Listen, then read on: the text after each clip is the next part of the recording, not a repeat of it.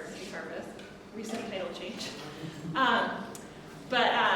Thank you all for coming here. It has been so awesome to have, and this is the first time we've had an artist in residence here at Garden City Harvest, and so Shelby has been experimenting with us, and we really appreciate her guiding us through the first time.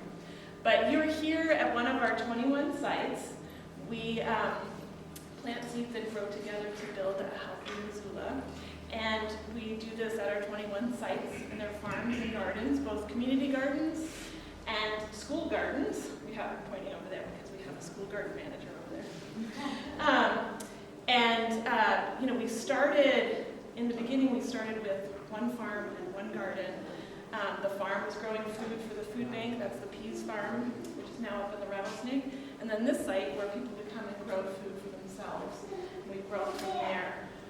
We added a youth development program, so we now have a youth farm where folks, kiddos from all of the youth homes come and work at our youth farm and are employed there, learn the trade. We have school gardens at all but one of our elementary schools here in Missoula, and the farmers in their classroom in all of the elementary schools here in Missoula, so kids are learning year-round. We hit some records this year. We have so many classes going on and thousands of kids learning about local food and where their food comes from, and actually connecting with the dirt and protecting spiders in their gardens and all sorts of cool things. So it's really fun. I got to visit some of them recently and see these lessons in action. These kids get so excited, and it's such a different space for them to be out in the garden and learning. And then we have our farms, which are still growing thousands of pounds of food for not just the food bank, but also the Poverello Center and 12 other partners, All Nations, Soft Landing. We have a wealth of partners that we work with and bring fresh food to many tables. Over 20,000 people in Missoula access our food in one way or another. You can also see we also grow food for folks who can become members. They're picking up their food right out here, CSA Shares, at our 4 farms. And Gina, am I forgetting anything? Yeah. Farm to school. Gina's our executive director over here. We did farm to school. So yeah, and the community gardens. We have over 10 community gardens here in Missoula, so people can come and grow their own. You don't just have to come pick up food. You can actually just come and make your own garden. People can grow up to 300 pounds of food in one plot. That's enough to put up food for the winter. And often people will be giving back to the food bank at the end of the season. So we aim to allow anyone who wants to at any level come in and grow food or join in the local food system.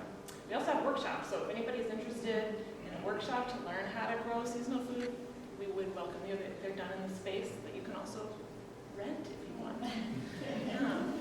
So without further ado, I'll let Kelly come up and introduce you. Thank you, Kelly. Does that sound okay? Thanks so much for everyone for coming out here. It's a pretty great time to be at the farm. It's actually really sprung to life over the course of this month. So I definitely hope after the talk everyone can walk around and enjoy the scenery a little bit. And we can also pop up to the studio I've been working in, which is right above where we are right now. First, I want to extend a huge thank you to Open Air and the team. Stony, Kelly, and Keisha have been very supportive, and the whole experience has just ran so smoothly. Additionally, I'm just very happy that Open Air exists in this community. It's added a great kind of art ecosystem around here that is wonderful. And I've especially enjoyed our weekly meetings and getting to know the other 3 artists, BT, Justine, and Michelle. Each week we'd have space to kind of check in and share our individual experiences as well as connect on overlapping or shared themes throughout the process of the residency. And equally important, I extend so much gratitude to Garden City Harvest and the staff here. everyone's been so warm and welcoming to me. I've really kind of felt like a part of this place, which has been exceeded expectations. Yeah, I've truly enjoyed getting to know both the farmers here, Greg, Ian, Dylan, and Alexi, as well as the staff, including Ren, Alex, Tara, Rye, Genevieve, Anna, Jean, Emily, Sarah, as well as many others. We're just super fun to be around, and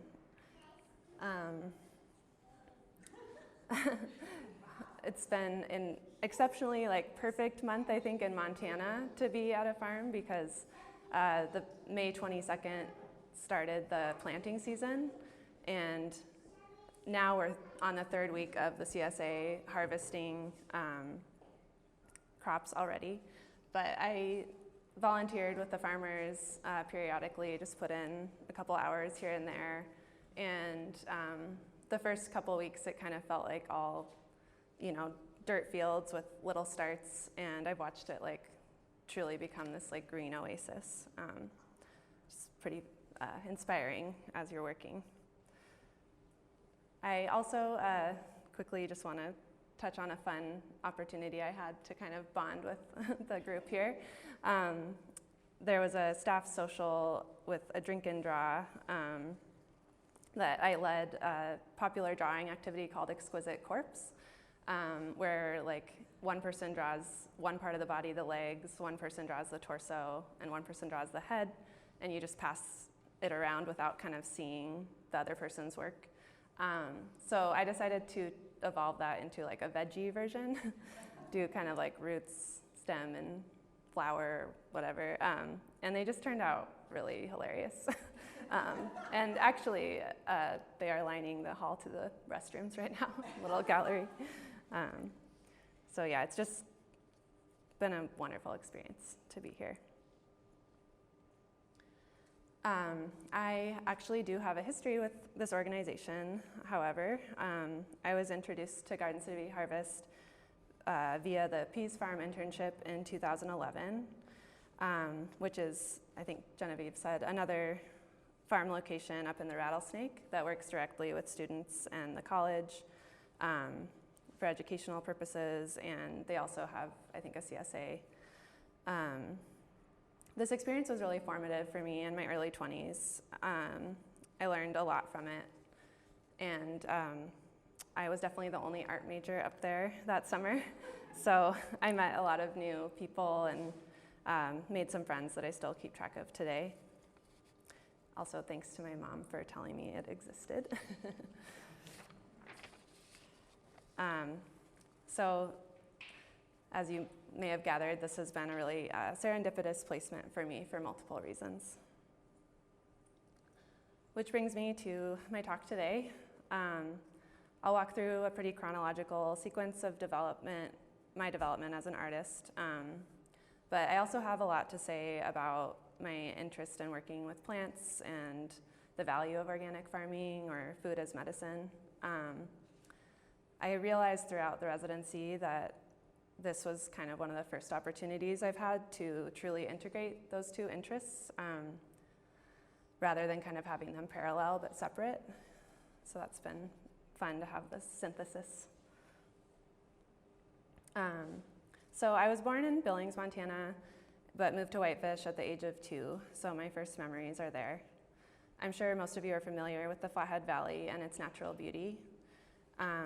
This is land that was long inhabited by the Salish, Kootenai, and Blackfoot tribes for thousands of years.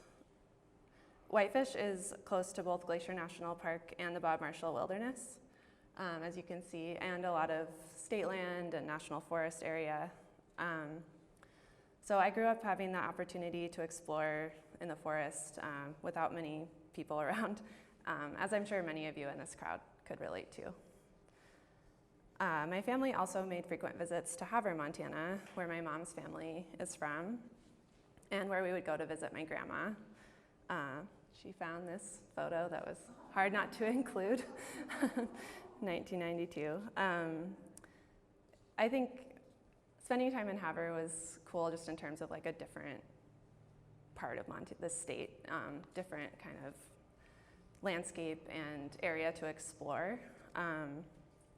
And my grandma's house backed up against this area of like rolling hills that we would call the Badlands. And I remember my sisters and I would climb through the barbed wire fence and explore and find bones and other exciting treasures. So all this is to say, growing up with a proximity to nature fueled my curiosity a lot and later cultivated an interest in science. And then, of course, there was exciting encounters with wildlife, such as a moose casually stepping over our chain link fence in Whitefish, or accidentally happening to come across a rattlesnake den outside of Havre with my Uncle Steve, who thankfully was a wildlife biologist and kind of knew what to do in that situation.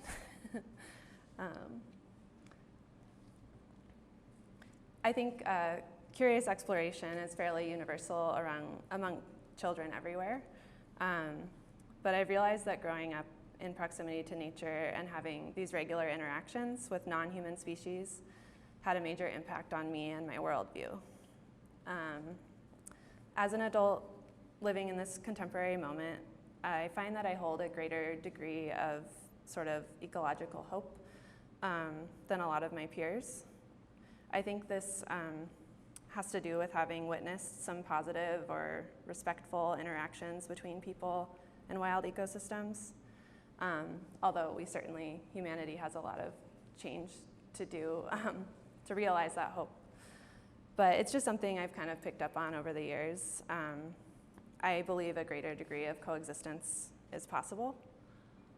But that's kind of this whole topic that I don't have time to go in depth in. So thankfully someone wrote a book kind of on that subject. Indigenous author Robin Wall-Kimmerer wrote this beautifully eloquent book of sort of stories about those kind of human interactions and her life. So yeah, she says, how can we begin to move toward ecological and cultural sustainability if we cannot even imagine what the path feels like? So returning to my story, in 2007 I graduated from high school and moved to Missoula for college. My favorite subjects were biology and art, but art had started to take the lead. And then when I started at I was quickly drawn to the art department and loved being in the art building. But I will admit I was pretty challenged by the shift in trying to depict ideas rather than just kind of copying an image like I had with drawing and painting in high school. So I'm going to share a couple early drawings with you guys that I would not normally share, but they fit this site. So I was like really into this anti-Monsanto, influenced by Michael Pollan's books and the factory farming and monopoly of corn and soybeans on our food system. But my skills just weren't quite at the level to tackle big political ideas. So maybe I'll revisit this at a later date. But when I started drawing hybrid creatures, my work started to improve, and I got into the BFA program here. They kind of offered this perfect opportunity to still work from references, but make something of my own. And they are loosely based on science in some instances, like birds are distantly related to reptiles. And this kind of started a path of exploration in my work in college. Later, I became increasingly interested in painting and enjoying painting classes, and also enrolled in a botany class around the same time. I had a great botany professor who made it feel very exciting for me, and I became intrigued with botanical evolution specifically, and the ancient origins of some plant species like ferns and moss. And this really kind of provided a direction for my artwork where my skills started to improve significantly, which culminated in my BFA thesis work. I wanted to portray like kind of the story of life, the early life forms in the ocean, moving on to land and becoming terrestrial plant forms. It's a pretty ambitious goal, so I made these 4 foot by 6 foot panels to kind of be able to show a big breadth of biodiversity. The painting is titled Darwin's Eden, and it's oil on panel. Took countless hours and many late nights. But as you can see, there's also a companion sculpture piece, which in hindsight was a pretty significant piece for me, just to show scale. This sculpture was my first sculpture that I felt good about. I really enjoyed the process and got positive feedback. And I utilized all these items that I collect naturally. I'm just a collector. And I had also specific items I would use as reference for my paintings. So it was just kind of a natural application of those like practices I already had. And this concluded my time at U of M and in Missoula, because I decided to try living in a city and moved out to Seattle with a couple friends from here. So I learned how to navigate an urban area, worked in 2 different restaurants, and tried to make art on the side. But after about a year and a half, my friends / roommates and I started to feel pretty burned out by the higher cost of living. And for me, I just felt like it was pretty tough to make art and work. But it was a good experience to try that out. So I moved back to Whitefish, moved in with my parents for a while, and got a job at a Western art gallery there, and also took a hostess position at a fine dining restaurant on the mountain called Cafe Kandahar, which is where I met my partner and now fiance, Mike. When I met Mike, he happened to be planning to move back to his hometown of Tuscaloosa, Alabama. Wasn't the best timing to finish his college degree. And I was at this time kind of starting to consider MFA programs and higher education, so I thought, I'll move with you and check this school out, see what happens. So in 2015, moved all the way across the country to Tuscaloosa, which was a pretty big culture shock for me. But I experienced a lot of growth and new things. And I enrolled in a sculpture class with an artist who was really great at welding. His work is these huge steel kind of, I don't know, like abstract pieces that are like the size of this table. So I learned how to weld, which was became useful later on. Ultimately, the South was not the place for neither Mike nor I, and we returned back to Whitefish in 2016. I got a job at Spotted Bear Spirits Distillery, and the owner graciously offered to hang these giant paintings that were kind of in storage. So that was a fun experience. And they did eventually sell, which was also great. But at this time, I really started to feel some pressure to either commit more to my art or dive into something else. I was kind of sick of that back and forth. So I started to work on my portfolio full-time for grad school applications, and built up a series of work to send out those applications. I was accepted into the Pacific Northwest College of Art, and right before I moved, I got to have a First Friday show here in Missoula at La Petite in 2018. But then we packed up and moved to Portland. And this is where I really kind of dive into the more material sculptural work. Grad school is exciting and all-consuming. I brought my boxes of collections there and had them in my studio. And one of my first mentor visits, the mentor said, "What are you doing with all of these things that you have all around?" Because I was drawing and painting at the time. And she said, "Why don't you play around with like using this stuff?" So as you can see, I made a painting of a poppy seed head with a lollipop. And I realized I have these poppy seed heads. Why not just buy some lollipops? They're like the same size. And I literally just taped them together for this little installation. And there was this like immediate gratification that I didn't get with like long, slow oil painting that I found really satisfying. Oh, sorry.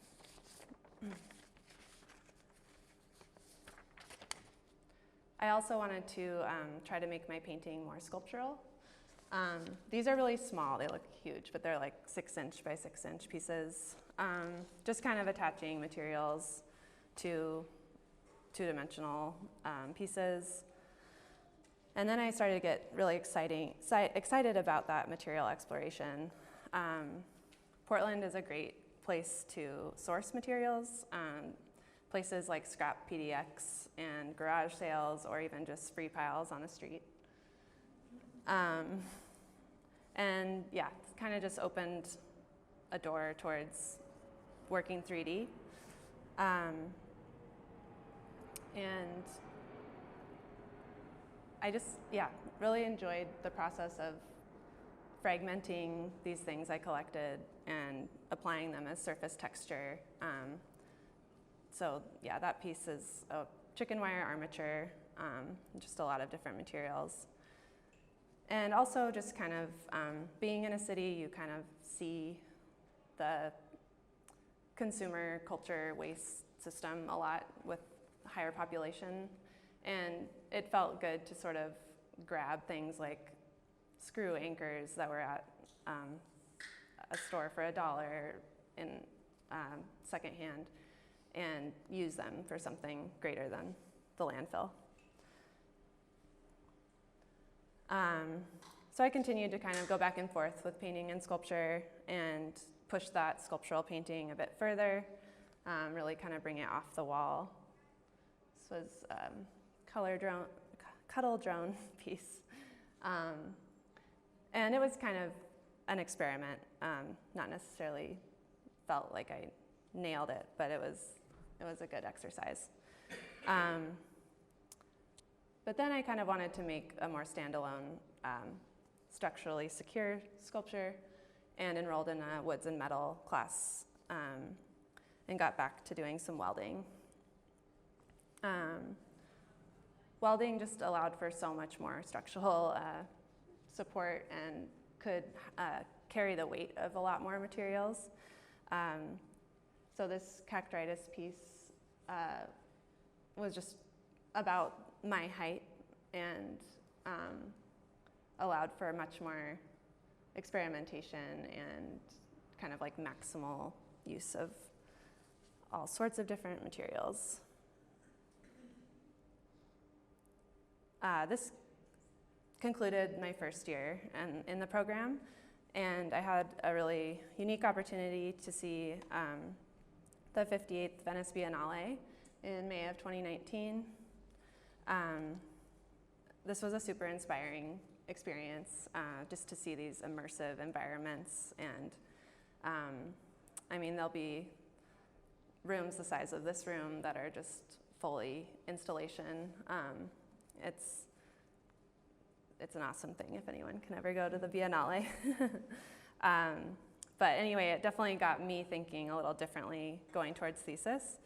So I wanted to kind of work towards installation, and created a few more larger sculptures and played around with colored lighting for the sort of more immersive environment effect. And as I was looking towards thesis show, I wanted to make an interactive sea anemone chair. so that as I made this space, you could kind of take a seat and take in your surroundings, almost in a way that like mimics how you might like sit in a natural environment and like observe it. But this was a new sort of goal for me, and there was a lot to learn. So it began to take form, and there was news of this virus going around right when I was kind of hitting stride with this piece. In March 2020, we lost access to our studios, as everyone knows, went into lockdown. It was a weird time. But yeah, during lockdown, I, like most people, did some introspection and realized I would love to work with plants or nature again in some way and have that hands-on experience. I also was taking my smaller sculptures that I could take home and taking them out into the world and photographing them, just kind of as a project that was tangible. And the coast was kind of a refuge for me during that time. I got a job at the Portland Nursery that summer, and yeah, enjoyed being outside and working with plants again. But in July, we found out we could get access to our studios again and install a version of our thesis show in August of 2020. This pushed me to finish my chair and get some good documentation, but it definitely was still a constrained experience of the original vision. I did, thankfully, you could have people see it in groups of 5, so we got some people through. And this installation I called Integrating Existence.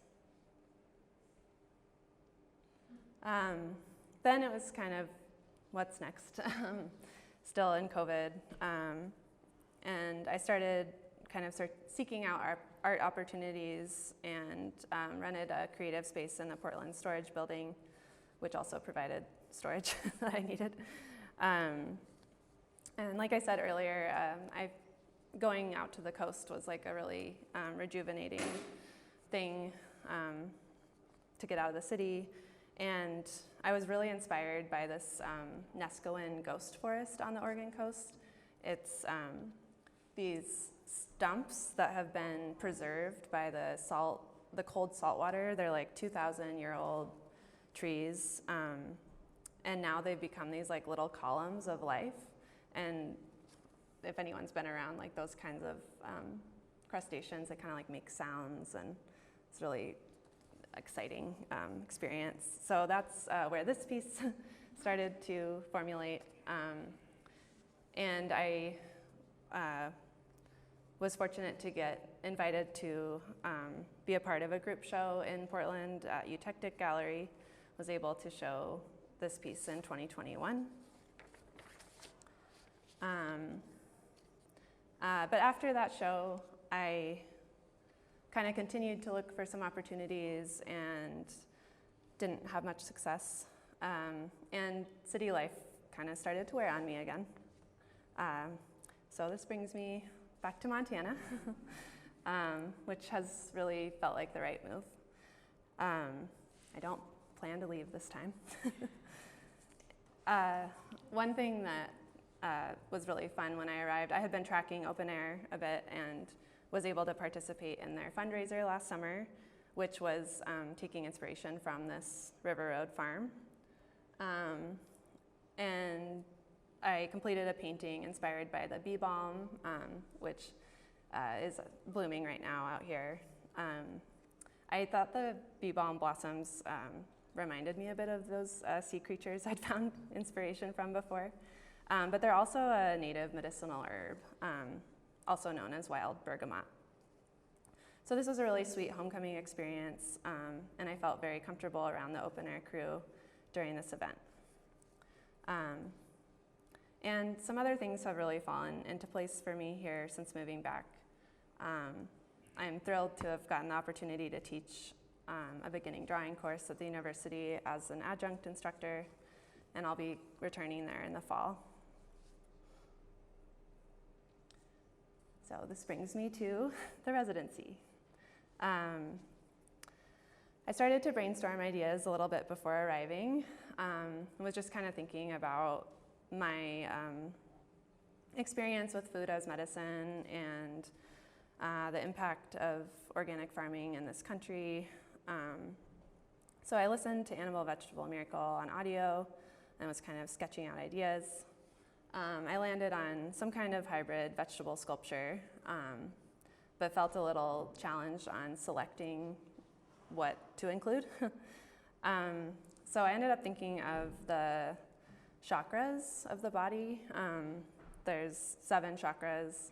I also have a history with yoga, where I kind of learned about that. But 7 just felt like a good framework to select from. So a beet immediately came to mind as a nice bowl shape for the pelvis area or root chakra.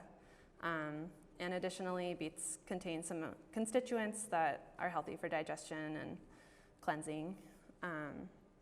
I landed on an artichoke for the 3rd chakra or solar plexus because they're hardy and durable like the stomach.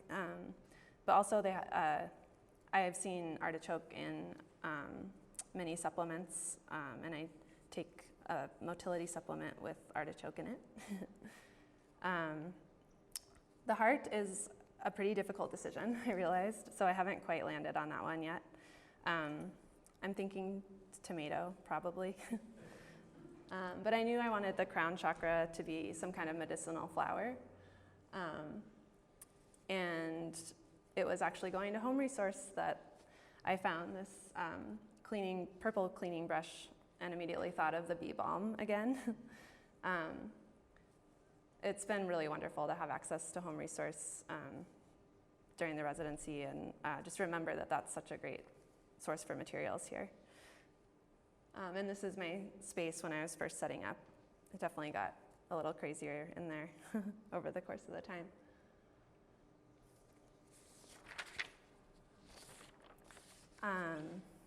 So my piece began to gradually grow daily and weekly, which corresponded with the growth on the farm. I got to volunteer with the farmers and learned a lot from Greg. And there was one day when we were planting squash that I did have kind of a spark or like site-specific revelation here. I'd been playing around with how to make the piece grow upward, and it just wasn't quite looking right. So when we were planting squash, Greg kept saying, "Shelby, bury the cotyledon leaves. Bury the cotyledon leaves, please," because I kept leaving them out. And apparently it's better to bury them for them to get more deeply rooted.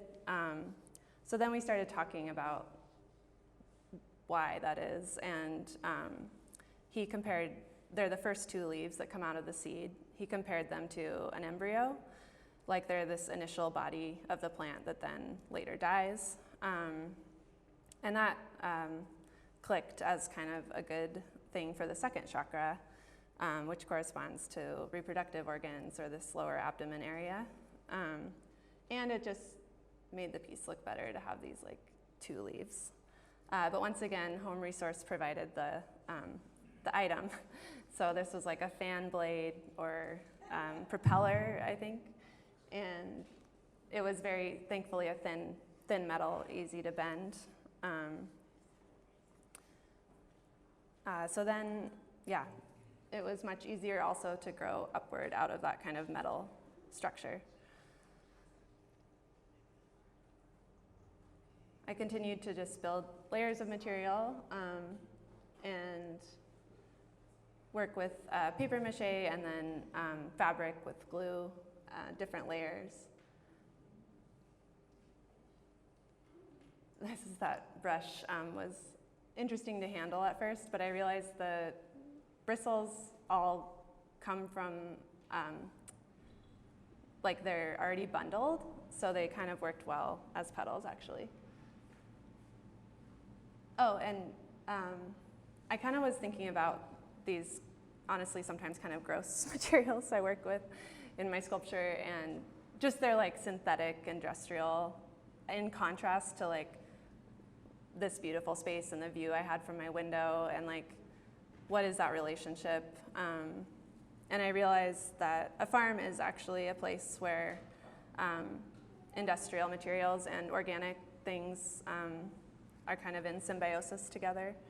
So it felt a little bit more fitting after thinking about that. Then the bee balm bloomed during my time here. Wasn't really expecting that.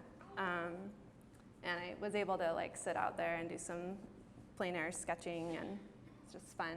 But it also kind of helped that top piece become a little bit more abundant. So my piece isn't finished, but I did have a moment of contentment when I set it in the barn window. It just felt like it belonged in its environment, and also became kind of more of like a creature character, and the farmers could see it as well from below. Oh. Okay. So yeah, there it is sitting in the barn window, and we'll be able to go up and see it in a moment. But one day I set it out there, and I definitely heard some chuckles, so it feels like a success.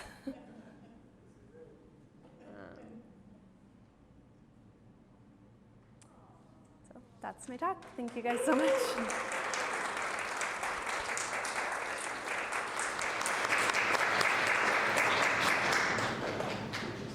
Anyone has any questions? BT. Yeah, can you talk a little more about, I guess, the ways in which you let, because if you're working with found materials, how that guides your process? As you saw your sketch, which is, very similar to what the piece that you made so far is, with, like, as say, like, the piece on the far end of the table from you, was that fully sketched out, or did you find it by cleaners and decide just to do it? Yeah. How much do you want that guide first in your process? Totally. Yeah, thank you. I usually have either like an image or sketch to start with. With that piece, it is actually from a starfish's arm.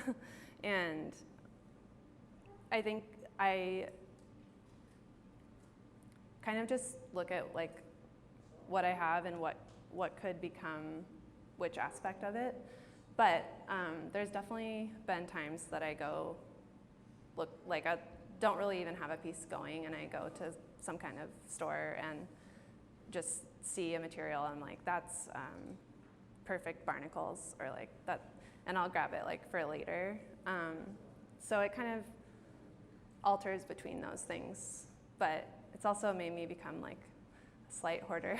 I have a lot of materials that I'm like, I know it'll be good for something someday, but yeah.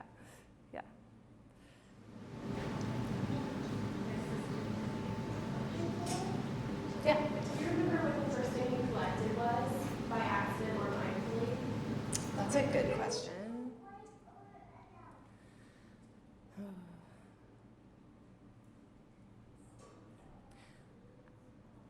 I mean, it depends on like as an artist or as like a kid. I know I collected like flower petals a lot, and dried flowers or leaves, and like I had a lotus root seed pod that I put in one of my paintings once. So I'd say organic materials rather than, now I collect like man-made things as well, fabric and stuff. But it was definitely at first like more natural things, rocks for sure. Probably rocks would be the answer. Yeah. Yes. So you talked a lot about your kind of natural world inspiration, and I'm interested in who are your like 2D, 3D, new media, immersive media inspirations. Looking at the trajectory, I see so many artists in your work. Oh, thanks. So I'm wondering like who inspires you, or what trends inspire you artistically? Yeah, for sure. I think I liked Kiki Smith a lot. I mean, I still do, but like that was an early influence. Surreal. Honestly, like, my paintings is kind of art historical too, like Bosch and surrealism. Even, like Frida and Magritte. But sculpturally, it's not a natural thing, but I really like the work of B. Wirtz. That's just funny, like hanging a sock from like a thing that ends up looking, it's like playful, funny sculpture. And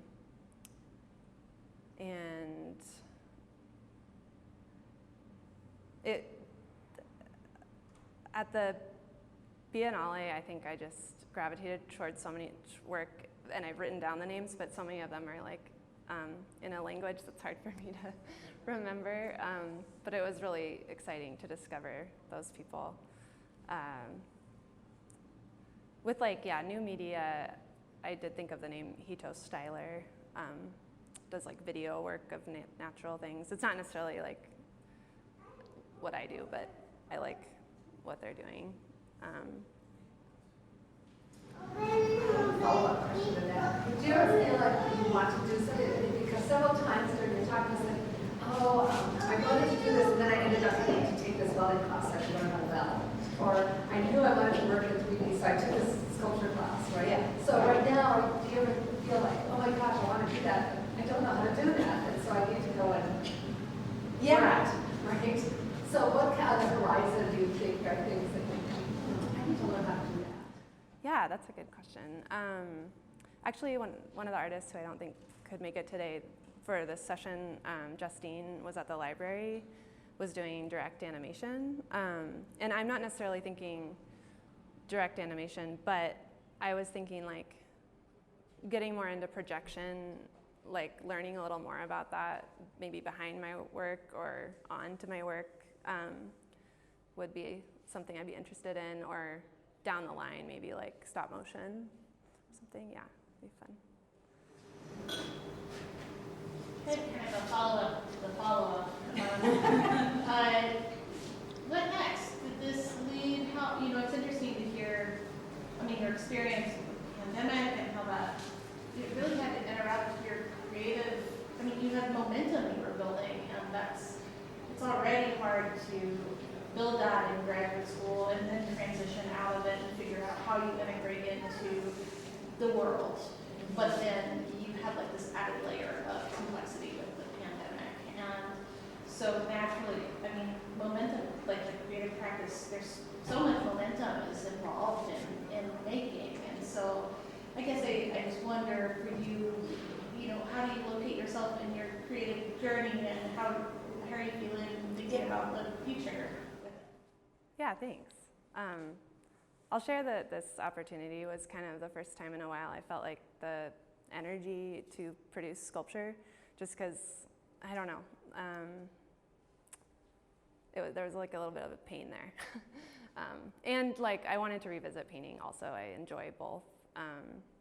So that's been really cool about, and like kind of healing, to go back to that practice and feel like, I could do this. This feels good. Being here definitely generated some ideas, like for just pieces or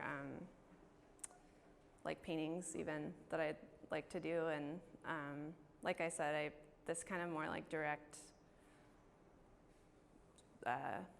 overlap of like these interests in my life felt worth like kind of trying to continue, which was helpful. But yeah, I think I learned that like, I want to keep both of those. I had a moment where I was like, painting is more manageable, like almost like I'm kind of done with sculpture for a little bit, and I don't feel that way anymore, which is nice. It's like I want to kind of just do both, and if the concept feels like it should be 3D, go that direction, and so that feels good. Okay, one more question. Anything else about your time, like in this place, golden nuggets discovered from Greg or elsewhere? Any other gems that could be, I don't know, that are kind of in your mind about your time It's so fun to talk to Greg, honestly. Like one day he was talking about grizzly bear migration, and I did think like I want to learn a little bit more about that because he thinks some of these roads need better overpasses for the bears. But okay, I almost made it a slide. I learned that instead of an apple a day to keep the doctor away, it's an onion a day. So we can just change that. Yeah, actually was Taylor there? Yeah, I know, good luck, yeah. So I was talking about preserving because they were talking about like how they can live off some of this food all winter long, which is we have a long winter here, so that impresses me. And so I think I asked about like canning and preserving, and it was Ian who said, well, I try to plan on 1 onion per day for the winter. And so he didn't say the phrase, but I was like, oh, that's good. Yeah, it was funny. Yeah. It's like a lot of onions. It's a lot of onions. Yeah. It makes me think that it would be fun for you to lead a yoga class here. Yeah. I thought about that for the farmers because it's hard on your back. Yes. Yeah, so I couldn't thought about that. And outdoors, it would be beautiful and fun. It would really be fun. Thanks so much. Well, thanks so much, everyone. Good talk.